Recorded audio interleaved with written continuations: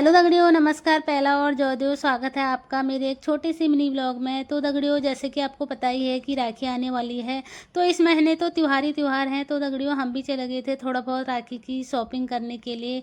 तो बच्चों के लिए भी, अपने लिए भी, अपने नंदू के लिए भी, सबके लिए करनी थी। और उसके बाद हम गए थे एक दुकान में, क्योंकि बहुत ही भीड़ हो रखी थी बाज़ारों में भी। हम तो जाते ही एक दुकान में घुस ही गए थे।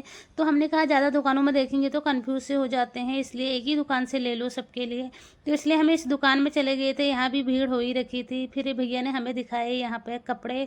तो दगड़ियों, ऐसे ही होता है कि कंफ्यूज सा हो जाता है किसको लूँ करके। फिर हमने एक डिसाइड करके यहाँ से थोड़ा बहुत कपड़े ले ही लिए थे। फिर उसके बाद हम आ गए थे हमने यहाँ से अपने लिए और अपने नंदू के लिए कपड़े तो ले लिए थे। उसके बाद बच गए थे बच्चों के लिए हम कभी दूसरे दिन लेंगे। उसके बाद हम निकल गए थे घर की ओर।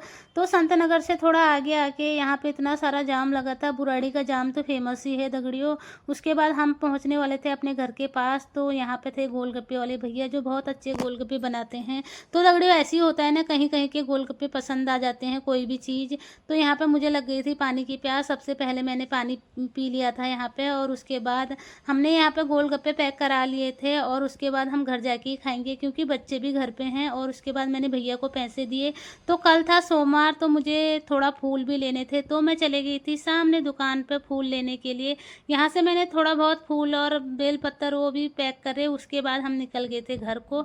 तो घर पहुँचते ही बच्चे ऐसे झपट गए थे गोलगप्पों पे। मैं तो पूरा परात ही ले आई थी, क्योंकि नीचे गिर जाते हैं। तो इसके पापा ने तो 2-4 खाए। उसके बाद सारे हमने ही खाए। तो मेरे बच्चे भी एकदम भुक्कड़ हैं दगड़ियों, ऐसे लगे थे खाने में जैसे कभी मिला ही नहीं हो।